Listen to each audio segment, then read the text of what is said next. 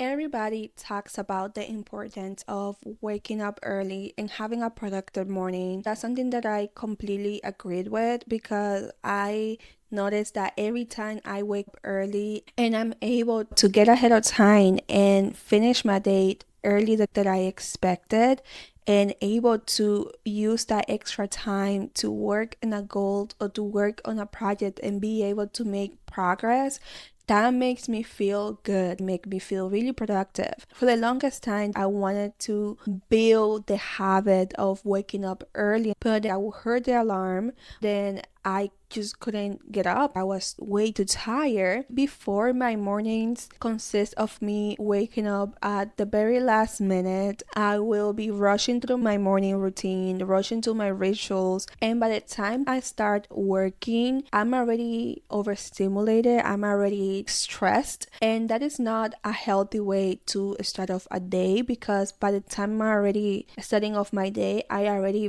feel like I need a break because my mom didn't raise no quitter. So I was committed to figure it out. How can I integrate that habit of waking up early? So per usual, I analyzed and audit my days and I was thinking about, okay, where am I missing the mark? Like what in my day it's not helping me or it's not contributing into allowing me to get up early. And for me, in my case, when I set and out of my day, I noticed that the issue was my phone because I would be on my phone late at night. My goal was to wake up around like 6 a.m. or like 5 a.m. And of course, I wasn't able to fully rest. So by the time the alarm would sound, I was already tired, which it makes completely sense. But like for me, I kept beating myself up because I couldn't get up early. But like the reason I couldn't get up early was because I didn't have a night routine. And I decided, okay, let me focus first on my night routine. Let me curate a night routine that it's going to support me waking up early in the morning. I have reached a point where with confidence I can say that I have fucking nailed this to the point I can call the night routine my son. And I was able to get to this point with a lot of experimentation and trying out different practices. Before we move on and I share with you my night routine, I want to emphasize that I was able to curate a routine that works very well for me and my lifestyle and my goals. So take what sounds good to you, implement it. You don't have to do everything that I said to the T. I want you to take the information that it sounds good to you and that you can see yourself implement it, make it your own, and create a practice and customize it in a way that best serve you, your schedule, and your lifestyle. I just want to make that clear. Now, I'm going to break this video in two parts. So part one, I'm going to give you some tips of the things that I do in my night routine. And part two, it's going to be about the tools that I use in my night routine that has been a game changer for me. Let's start with part one. So my first tip is to set a time when your night routine is going to start. Once your body accustomed to going to bed at the same time, it helps regulate your body natural sleep cycle, which it helps with your hormone levels, your cortisol. In my case, my night routine starts at 8:30 p.m. I have noted by that time my body is already feeling even more relaxing. It's like preparing itself to go to sleep. Now 8:30, it's that sweet spot for me because that gives me a 2-hour window to do my night routine, to do anything that I want to do before I go to sleep. My bedtime is 9:30, 10. So by the time I'm already in bed, I'm already tired, I'm already ready to go to sleep, and I already feel very relaxed. Now, also another thing that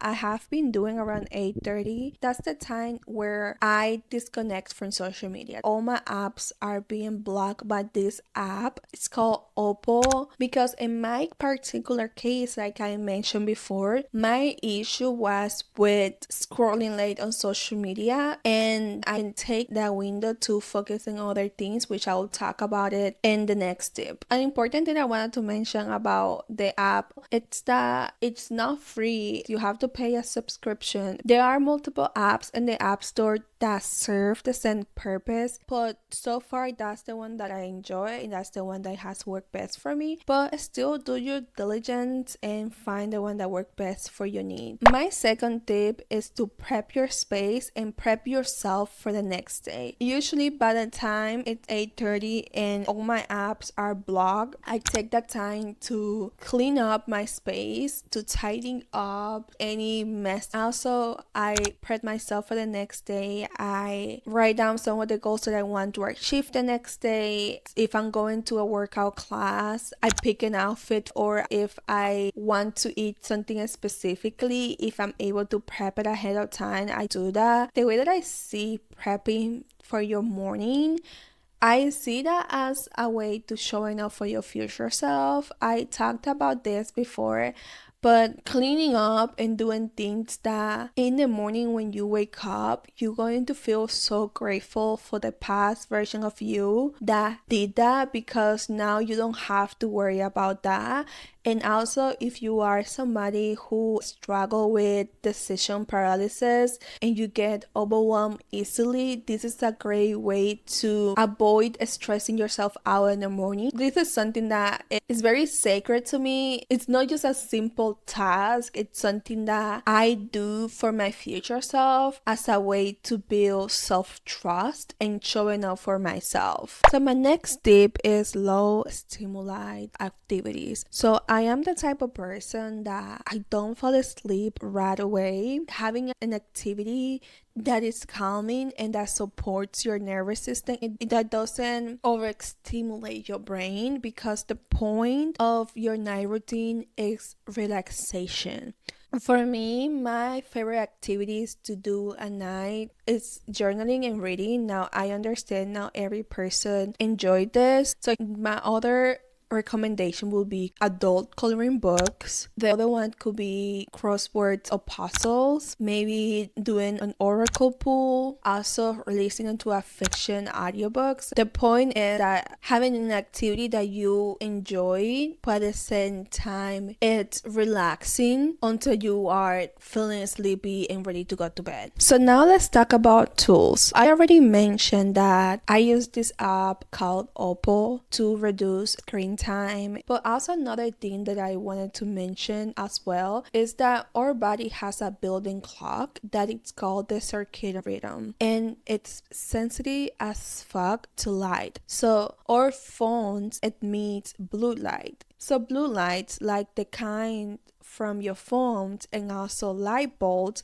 it's pretty much telling your brain that it's go time, even if it's midnight, which is going to affect your sleep quality because the blue light affects your melatonin production. Reducing screen time, it's very much important to improve your sleep quality, because this whole night routine that we are is with the goal to improve your sleep quality, so when the alarm rings you don't wake up feeling tired. Another thing that I do want to say, if you need to check your phone at night, I would highly recommend using blue light glasses. I have like 3 around my place that I alternate between them. I use them all the time, even during the day when I'm working on my computer. My other tool is red lights. Red lights are low stimulation and high relaxation. It mimics the natural tones of the sunset, which send a signal to your brain that it's time to wind down and to relax, which does the opposite than the blue light, because red light, it helps produce more melatonin, will help you sleep better. I have 2 red light lamps. I have one next to my bed. Actually, I have 3. One is in the living room, another one it's in my nightstand, and I have a little reading red light lamp that I use when I'm reading my book at night. And all of them, I bought them from Amazon. My other tool, this has been one of my best purchases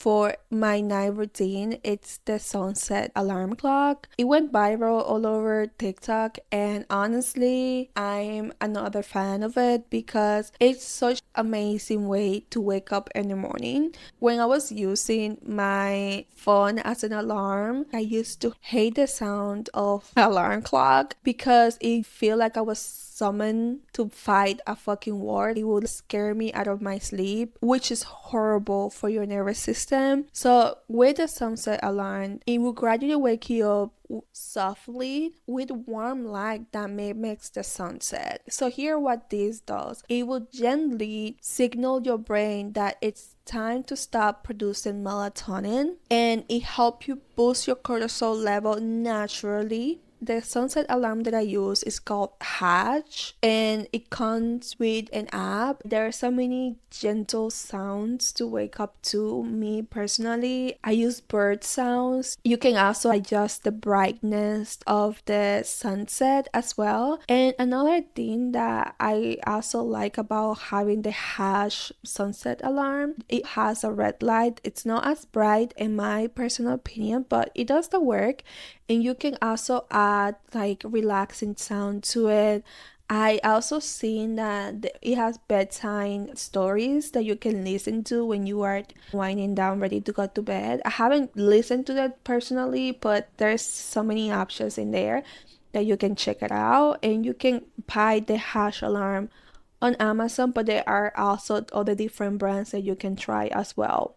My other tool that I use for my night routine is having an eye mask. Me personally, light will wake me up, and right now I don't have blinders because I have not decided the color that I want. But if you already have blinders and your room is very dark at night, that will be optional for me. In my case, it's completely necessary. Lastly, let's talk about supplements. If you have been going to bed late for a really long time, it's going to take a while for your body to adjust to the new sleep cycle. So in these scenarios, I always like to add supplements. I take supplements anyway, like ashwagandha, L-theanine, and GABA, I think that's the name of it, and magnesium glycosides. There's this brand called Calm that has all of them included, and I will highly recommend it, especially at the beginning when your body is adjusting to the new sleep schedule. I was having a conversation with my friend where she also is working and building her night routine, and she was telling me like how she really do want to go to bed early, but she's so used to going to bed late that sometimes even when she's trying to go to bed early, she cannot fall asleep. So I was telling her, like, girl, why don't you take supplements to help you with your melatonin production until your body adjusts? Now, after your body adjusts, it's completely optional.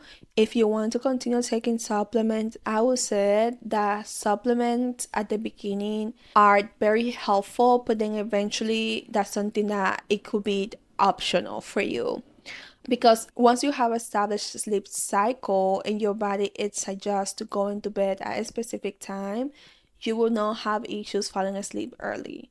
But if you doing high stimuli activity or you consume caffeine late, then that definitely will be beneficial. Now, I will invite you again to customize your night routine to your taste, to something that actually work for you, something that you will enjoy and look forward doing. The goal with your night routine is to help you wind down and relax at night so you can maximize your sleep so the next day you wake up feeling like the baddest bitch who walk in this planet Earth, okay? This is the whole goal of having an amazing night routine, is to have better sleep quality, because the next day you're going to feel energized, you're going to feel more productive. Waking up early, it's not going to be such a struggle for you. I hope you have an amazing rest of your day. If you ended up trying any of the tips or tool that I talk about here in this video, let me know in the comment how it worked out for you. I will see you in the next one. Bye bye.